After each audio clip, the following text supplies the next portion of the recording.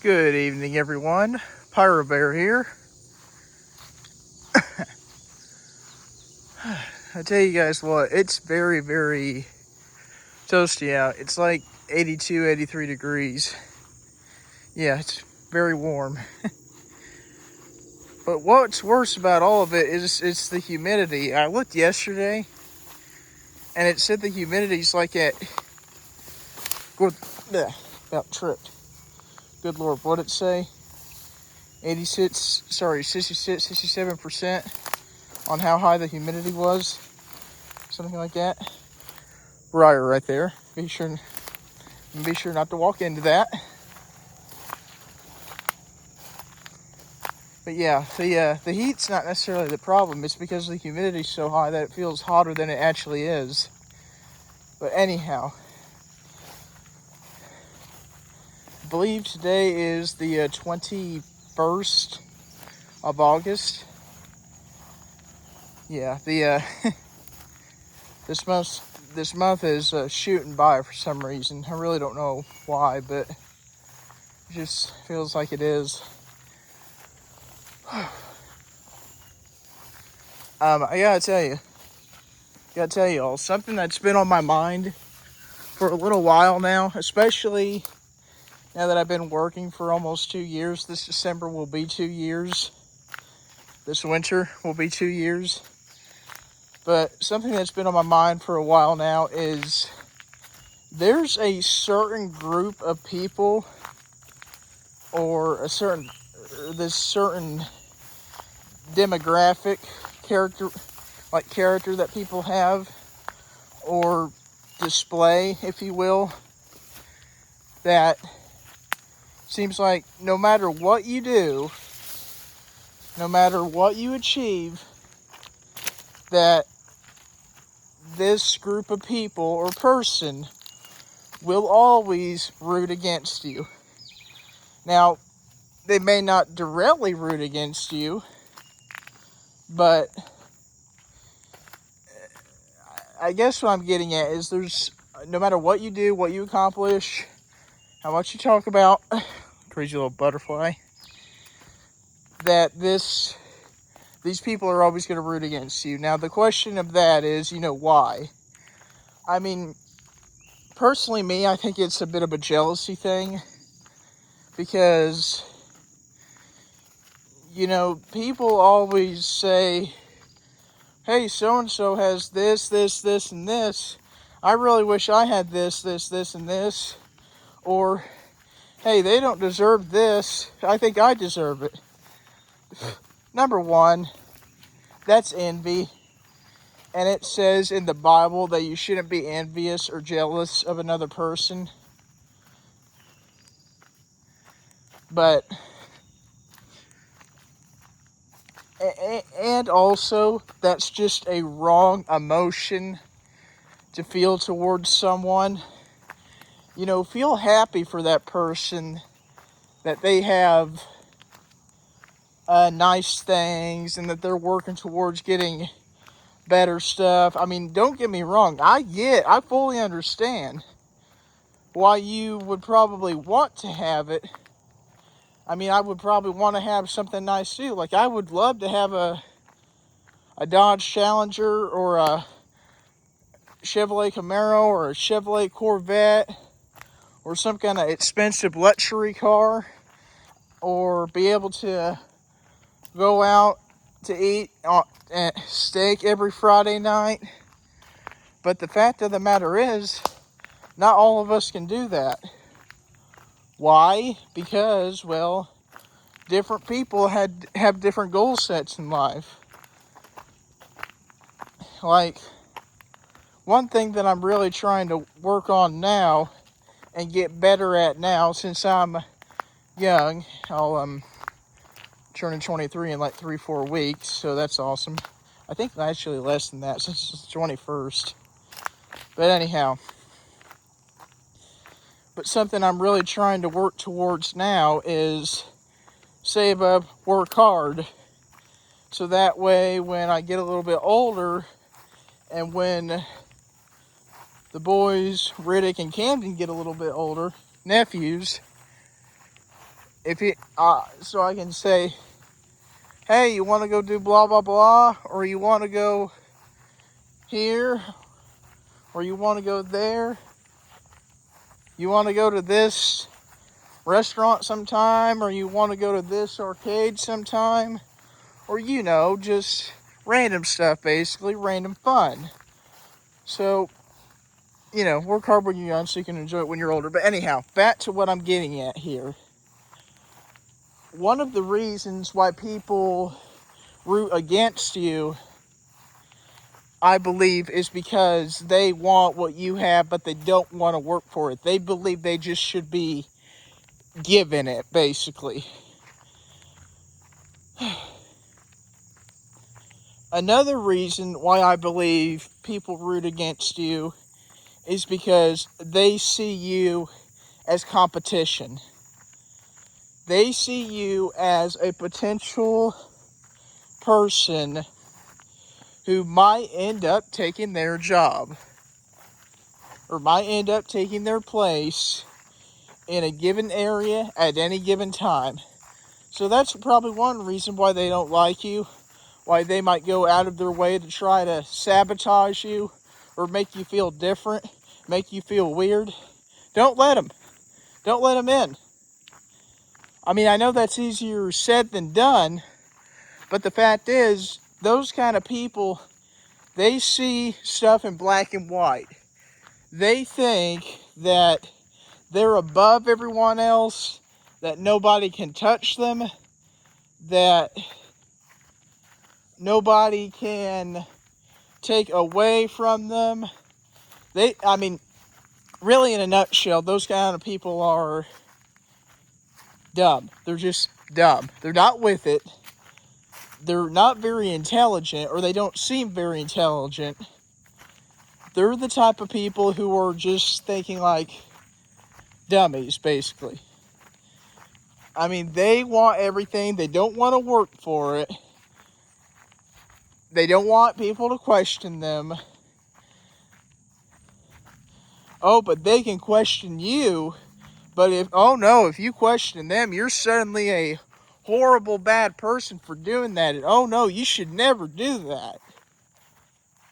No, that's that's not how it works. Not a bit.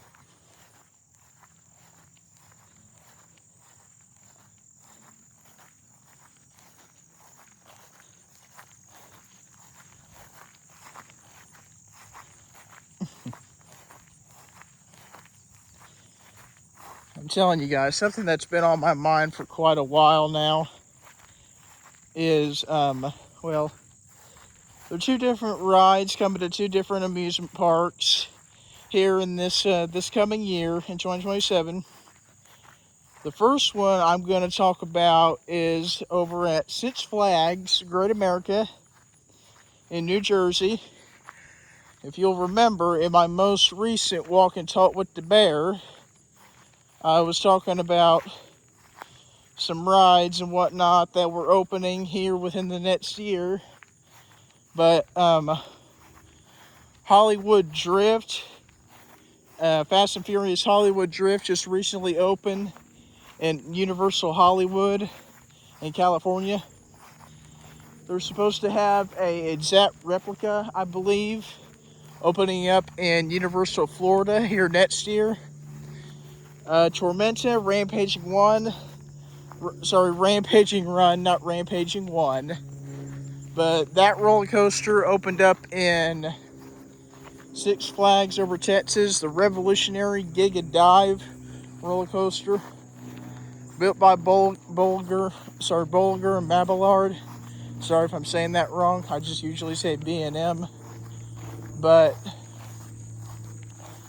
then here more recently, we had Dollywood. They opened their Mock Rides Rock Boat roller coaster hybrid ride called Night Flight Expedition. Nobody really knows a whole lot about it because they take your phones before the ride, so basically you don't spoil stuff. And I'm kind of on the fence about that. I understand why they're doing it like that, but I don't completely agree with it.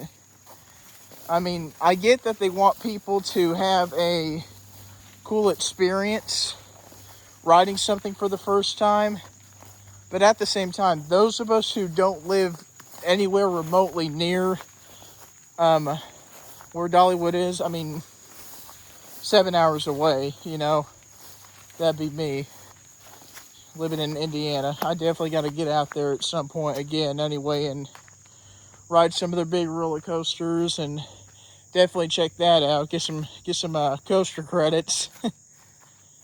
But anyhow, yeah, I understand why they do it, why they're doing it that way, that they don't want it spoiled. But not everyone can afford or has the time to go check that out. But I can tell you right now, I definitely will be at some point. Let's see, what's another one? Oh, Project Purple. I know you guys will remember this one. Project Purple was I'm going to turn around because I don't feel like going on. Also, I don't want to go through the field because, you know, soybeans are planted. But Project Purple was a code name given to a roller coaster that was being built by Mack Rides. That's a manufacturer based out of Germany. But that was a code name given to a roller coaster that Six Flags Great Adventure out of New Jersey was building. Is building. Currently building. I think it's supposed to open either spring or summer of next year. But the name has been announced, and it's being called Bakunawa. Do not ask me how to spell that, okay? Please, because I'm not sure.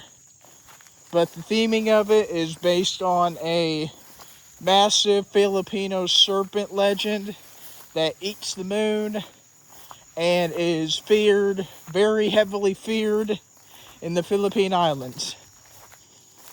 But this thing is going to be a record breaker.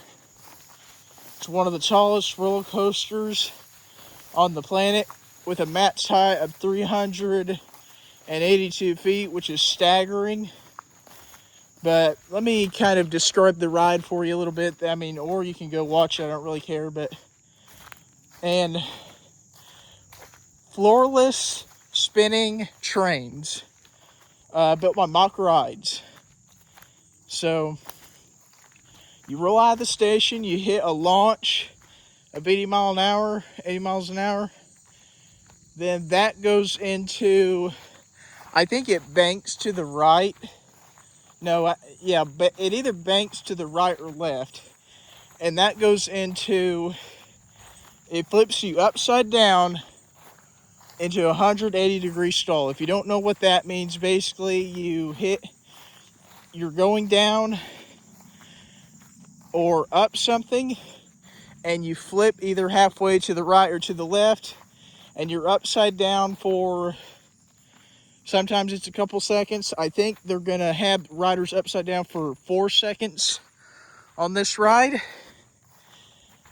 Then you hit the second launch to climb the tower. Tower spirals all the way up, and that launch is 100 miles an hour. So yeah, that's pretty awesome. Maybe I'll have to talk to some people I know about maybe making a trip out to New Jersey one year. I really don't know. I think it sounds pretty cool. I just think I'm doing a lousy job describing it. Then one ride that has actually been at the top of my list for a while now is Cannonball. They're building America's first, and will probably be the only for a long time, because they built the America's first launch wing roller coaster Thunderbird there back in 2015, but Cannonball will be America's first water ride roller coaster style hybrid. Also built by Mack Rides. Now, I know I just mentioned it earlier, but Mack Rides is based out of Germany, by the way.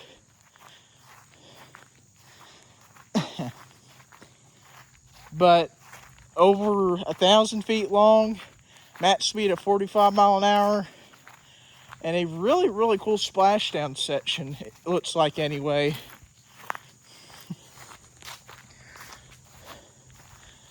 But this will be their 5th big roller coaster, I believe, Holiday World. Well, besides the Howler, bit of a kiddie coaster.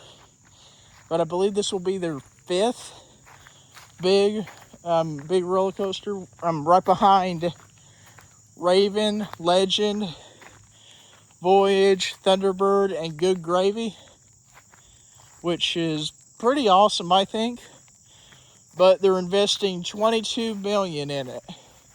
22 million USD, which I've read a couple different times just on their site and on the Wikipedia page and throughout Facebook and whatnot, that Cannonball is supposed to be the biggest investment in Holiday World history. Which, if that tells you anything, yeah, that's pretty big. Because Holiday World is not owned by a corporation like the Six Flags Entertainment Group or Herschend or whatever the case may be. They're an independent company. So they can't really afford to get great big grandiose attractions every single year or every single 2 years. Now let me think about that a minute, because they had Good Gravy, the Vekoma family boomerang that was built back in 2021, I believe. So 21, 22, 23, 24, 25, 26, 27. Yeah, 6 years later they add Cannonball. So yeah, they're not going to add great big grandiose rides every single year. Although I would love to see them get either a hypercoaster or something by Intamin. Honestly, I would love to see them get a B&M Blitz coaster. Intamin Mega Blitz coaster or Intamin Mega coaster. I'm not going to get into all this different mumbo jumbo saying what these rides are and describe them, because frankly, it's hot, I'm sweating, and I'm getting out of breath a little bit with all this talking I've been doing. So anyhow, if you're curious, just look up Intamin. That's INTAMIN, entertainment or amusement.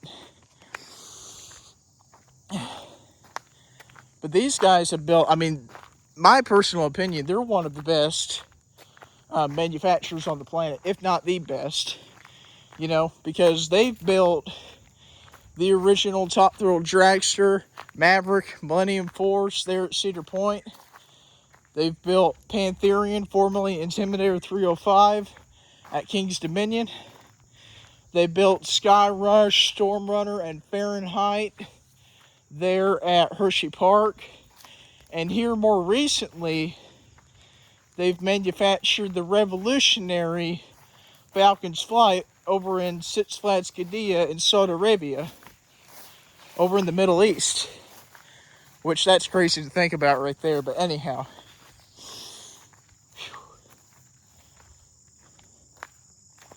I'm going to talk about Falcon's Flight for a minute. World's longest roller coaster. It's over 13,000 feet long. It features a launch off a 649 feet rock cliff. How insane.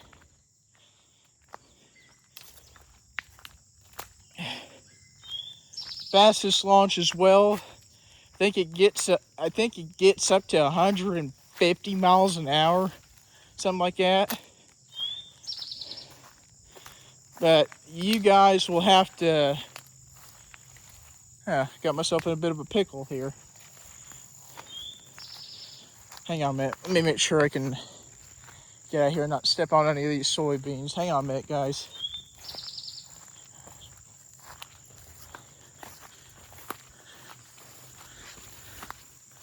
All right. But yeah, you guys will have to check out all these different rides that I've been listing. But my point of this is Intamin, I almost said Millennium Force, yeah. Intamin knows what they're doing when it comes to amusement park rides.